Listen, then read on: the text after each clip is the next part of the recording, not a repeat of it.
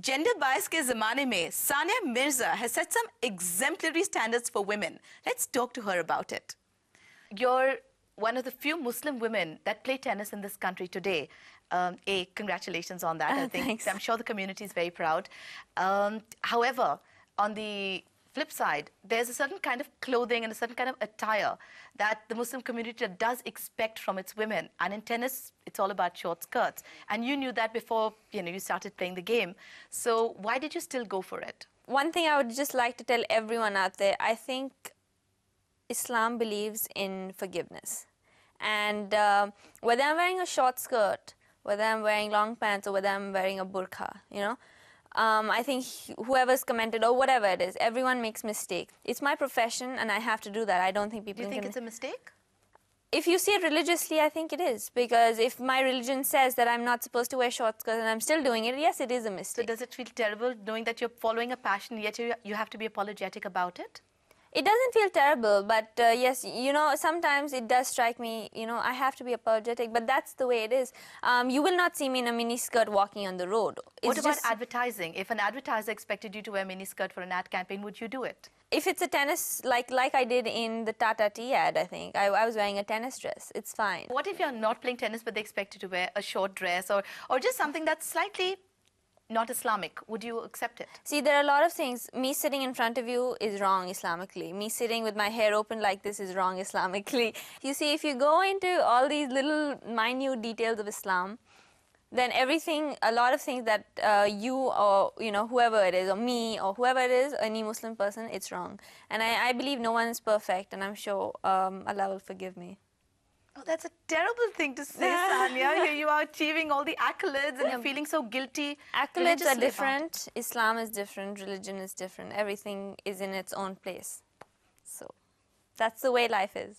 Sania, your self-belief and your determination has really been lauded. Who gets the credit for it?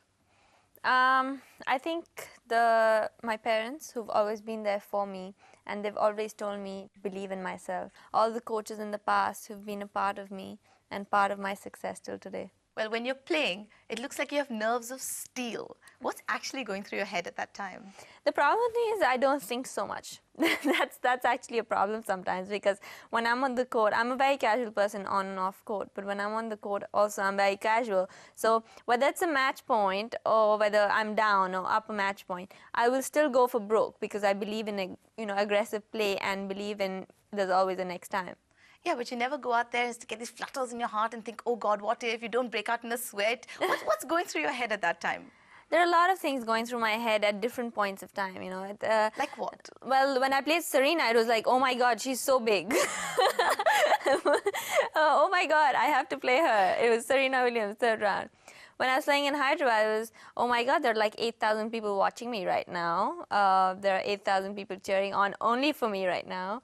So does that take you to a higher place, or does that make you really nervous and not concentrate? That inspires me, yes. People support me, they back me, they really push me, which is really good. It also gives you a little bit of pressure because you know that if you lose in front of 8,000 people, they're going to all feel let down. In fact, a lot of people say that, like Sachin Tendulkar, you've started off so early and all the comparisons are constantly being made between the two of you. So what do you think of comparisons like that? It's two different sports. It's two different people. Two young achievers, both very ambitious, both very talented. It's really, I think, an honor to be compared with Sachin because he's my idol. Well, it's still a different sport. I think cricket, what he did in cricket when he was 70, he was very, very young for a cricketer. But what I'm doing at 18, I don't think I'm that young because right now a tennis player's age, retirement is 22, 23. It looks like right now, the amount of injuries that we're getting. Have you found it really difficult to cope physically?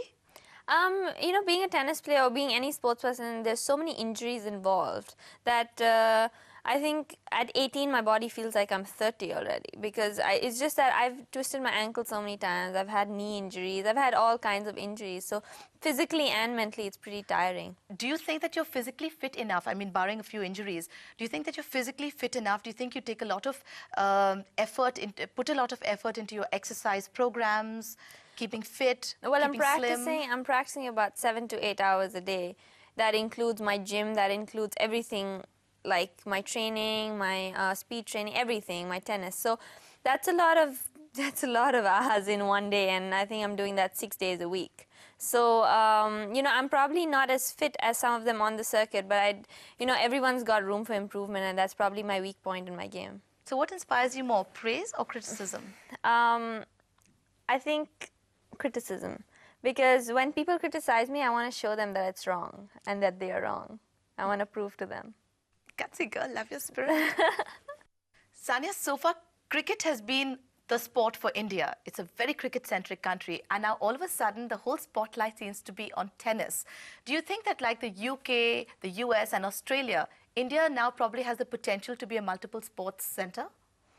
I definitely do. Like before, I think what India needs is some role models to look up to, or some people who have been successful in that particular sport. But what about people that are looking to participate, looking to further their careers in such sport? What advice would you give them vis-a-vis endorsements or, you know, sponsorships? First of all, I think the endorsements come only after you reach a certain stage. It didn't happen with you. I mean, you had a lot of sponsorship before. I had a sponsorship, but I never had an endorsement. Endorsement, I'm talking about endorsement as in coming in ads and stuff. I mean, I had a sponsorship, yes. I had Mr. GVK Reddy. I had Adidas for my clothes.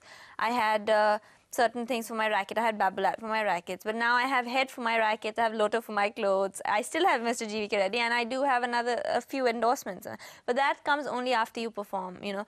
Before, it's very tough to get a sponsor. I was just lucky, I think. But so how would they go about getting one for themselves? You need to find one. You need to go to the right people, I think. And I would really, I think since I've got this opportunity, I would like to tell all the, you know, request the corporates to come out and sponsor young talents instead of going behind people who have already achieved something. Try and bring up talents who are 12, 13 and bring them up, and, you know, so. हम लेने वाले हैं एक छोटा सा break, जिसके बाद हम बात करने वाले हैं सानिया मिर्जा से उनके भविष्य के बारे में।